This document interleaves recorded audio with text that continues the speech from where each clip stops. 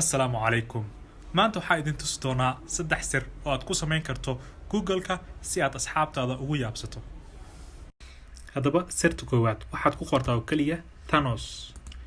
Kadibna set kadibna halkan taabo. Kadib eeg waxa dhacay. Hal ayay u tirmaan dhamaan.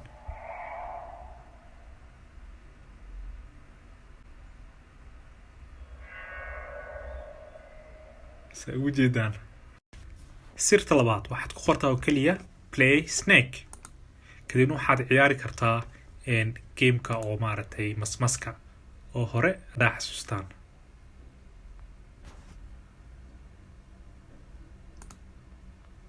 سأوجدان واحد استعمالي سافينكر كايو